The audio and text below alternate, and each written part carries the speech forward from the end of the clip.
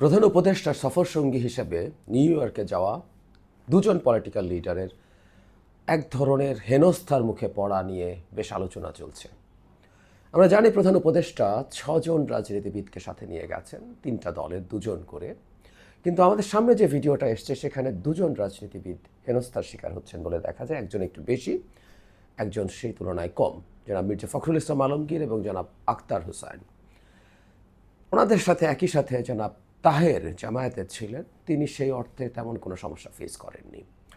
নানামুখী মন্তব্য আছে, নানামুখী আলোচনা সমালোচনা আছে, আমরা সেগুলো নিয়ে একটু কথা বলতে চাই। কিন্তু তার আগে আমার কাছে প্রাথমিক যে স্টেটমেন্ট, ভিডিওটা দেখার পর আমার ভীষণ ভালো লেগেছে। কেন ভালো লেগেছে সেটা পরের দিকে বলছি। আমরা ভিডিও থেকে কতগুলো ফাইন্ডিং পেতে পারি। ফাইন্ডিংগুলো কী কী?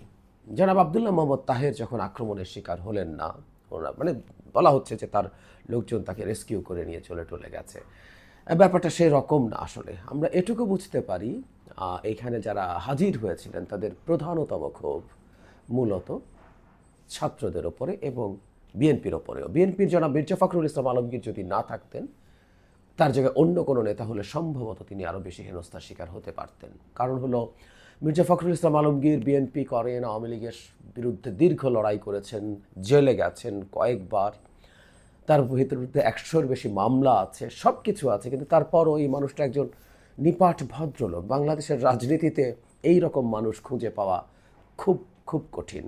আমি আওয়ামী লীগের সময় প্রায় বলতাম আওয়ামী লীগের লোকজনকে যে আপনাদের জেনারেল সেক্রেটারি আর বিএনপি জেনারেল সেক্রেটারিকে পাশাপাশি রাখেন, তাহলেই বোঝা যাবে পরিস্থিতি কি, এই দেশের কোন দল কেমন আছে। যাই হোক, তারপরও তাকে বেশ হেনস্থা করার চেষ্টা করা হয়েছে। বিএনপির উপরে ক্ষোভ আছে, আক্তারের উপরে তো হয়েছে, আক্তারের কথায় আসছি।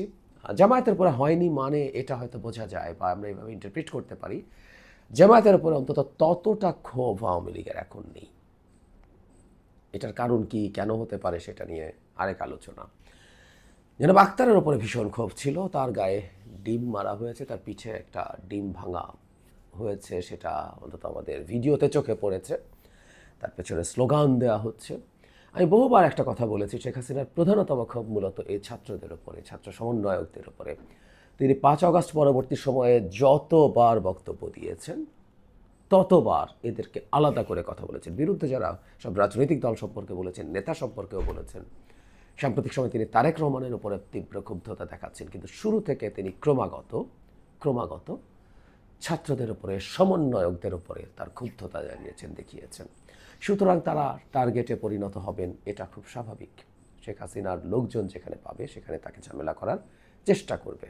গোপালগঞ্জে এনসিপি যখন গিয়েছিল, একই ঘটনা আসলে তখন ঘটেছে। সেটা এনসিপি না, মূলত গণঅভ্যুত্থানে যারা সমন্বয়ক ছিলেন তাদের উপরে ক্ষোভ উগরে দেওয়ার চেষ্টা হয়েছে। এই আলাপ আসছে এবং এটা খুবই লজিক্যাল। সেটা হচ্ছে, এখানে সরকারি দল মানে সরকার তার সাথে যে সফর সঙ্গীদেরকে নিয়ে গেলেন বাংলাদেশের রাজনীতিবিদদের, তাদের জন্য যথেষ্ট নিরাপত্তার ব্যবস্থা সরকার কেন করতে পারেনি? এটা খুবই ভ্যালিড প্রশ্ন, কোনো সন্দেহ নেই। এই ধরনের ঘটনা যেহেতু ঘটছে ক্রমাগত, যেন মাহফুজ আলমের ওপরে রিপিটেডলি হয়েছে, প্রেস সেক্রেটারি শফিকুল আলমের ওপরে হয়েছে, ডক্টর আসিফ নজরুলের ওপরে হয়েছে। প্রথম মানে ডক্টর আসিফ নজরুলের ওই ঘটনার পর যদি খুব কঠোর ব্যবস্থা নেওয়া হতো, তাহলে এই জিনিসগুলো ক্রমাগত ঘটে যেতে পারতো না। কিন্তু এই রিসেন্ট টাইমেই যখন যেন মাহফুজ আলমের ওপরে ঘটনা ঘটছে, তারপরও আমেরিকাতে এই ধরনের ব্যবস্থা কেন নেওয়া হয়নি, এটা একটা সিরিয়াস প্রশ্ন। এবং এটা অক্ষমতা, এটা দুর্বলতা। এটা নিয়ে সরকারের আসলে কনসার্ন হওয়া দরকার এবং যারা এর জন্য, এই অবহেলার জন্য দায়ী, তাদের বিরুদ্ধে ব্যবস্থা নেওয়া দরকার। কিন্তু আবার উল্টোভাবে যদি বলি যে এই ঘটনাটা আবার ঘটায় বরং কিছু জিনিস আমাদের সামনে আসলো। একটা তো খুব চিরায়ত, সেটা হচ্ছে আওয়ামী লীগ যেখানে আমাদের যে কাউকে, আমাদের বলতে আমরা গণঅভ্যুত্থানের শক্তিগুলোর কথা বলছি, ব্যক্তির কথা বলছি, যার বিরুদ্ধে কোনো রকম কোনো আক্রমণের চেষ্টা করবে সেটা চোখ বন্ধ করে আমাদেরকে ঐক্যবদ্ধ করে দেবে। রিসেন্ট টাইমসে আমরা আমাদের নানান ইস্যুতে বেশ বিভক্ত অবস্থায় আছি। এই বিভক্তি খুবই অ্যালার্মিং পর্যায়ে চলে যায় কিনা সেই আশঙ্কাও আছে।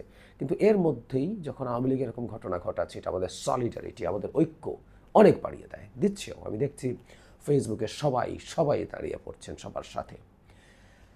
যে কারণে আমি আসলে খুশি হয়েছি, বা সেই প্রসঙ্গটায় আসি। মানে আমার না আওয়ামী লীগের অসহায়ত্ব দেখতে খুব ভালো লাগে। আমি এই ভিডিওতে অসাধারণ অসহায়ত্ব দেখেছি আওয়ামী লীগের। আক্তারের শরীরে ডিম মারা হয়েছে, সেটা নিয়ে তাদের যে কি উচ্ছ্বাস, তার শরীরে একটা ডিম লাগানো গেছে, পচা ডিম লেগেছে। মানে আপনারা ভিডিওটা দেখলেই দেখবেন, যারা ভিডিও করছেন তারা স্লোগান দিচ্ছেন, তারা উচ্ছ্বাস প্রকাশ করছেন। মানে যে কথাটা বলতে চাইছে, আওয়ামী লীগের অক্ষমতা কোন পর্যায়ে গেছে, যে একজন অ্যাক্টিভিস্ট এবং এখন রাজনীতিবিদ শেখ হাসিনার পতনের সাথে জড়িত একজন মানুষের গায়ে একটা পচা ডিম মারতে পেরেছেন, সেটা নিয়ে তাদেরকে এখন বিরাট উচ্ছ্বাস দেখাতে হয়। সেই পরাক্রমশালী আওয়ামী লীগ। বলা হতো শেখ হাসিনার ইচ্ছে ছাড়া গাছের পাতাও নড়ে না। এই দেশ মানে বাপের তালু করেন, এই দেশের গডের মতো হয়ে গেছে। আমি প্রায় বলতাম শেখ হাসিনা হিউব্রিস সিনড্রোমে ভুগতেন, যেখানে একজন ব্যক্তি নিজকে রাজাটানি না, গডের মতো একটা কিছু মনে করেন। সেই আওয়ামী লীগ এখন রাস্তায় রাস্তায় ঘুরে কোথায় একটু গালি দেয়া যাবে প্রেস সেক্রেটারিকে, একজন উপদেষ্টাকে গালি দেয়া যাবে, একজন উপদেষ্টাকে একটু হেনস্থা করা যাবে, একজন পলিটিশিয়ানকে একটু হেনস্থা করা যাবে, পারলে একটা ডিম গায়ে লাগানো যাবে, এটা নিয়ে তাদের বিরাট উচ্ছ্বাস প্রকাশ করতে হয়। এগুলো প্রত্যেকটা কিন্তু অক্ষমতার, মুরধীনতার একটা ক্লিয়ার ইন্ডিকেশন।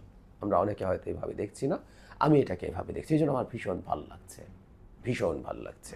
আওয়ামী লীগ কোন পর্যায়ে আছে, কেমন আছে, তাও বিদেশে যাওয়ার পর। এই নেতারা তো এই দেশে ঘোরাফেরা করেন। আক্তার কি বিরাট প্রোটোকল নিয়ে ঘোরেন? মির্জা ফখরুল কি বিরাট প্রোটোকল নিয়ে ঘোরেন? কেউ না।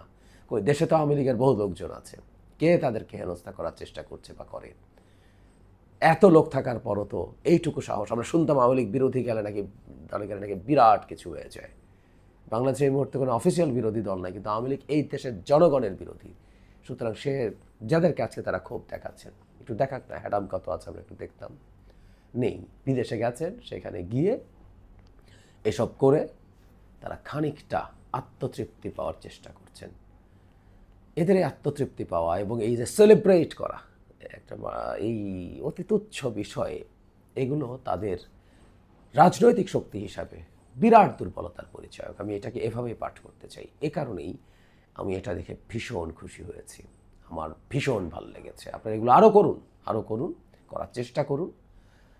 এগুলো আমাদেরকে হ্যাপি করবে, এগুলো প্রত্যেকটা ইন্ডিকেট করবে আপনাদের বাংলাদেশের রাজনীতিতে নিজ নামে অথবা অন্য কোনো নামে ফিরে আসা প্রায় অকল্পনীয়, প্রায় অসাধ্য একটা ব্যাপার।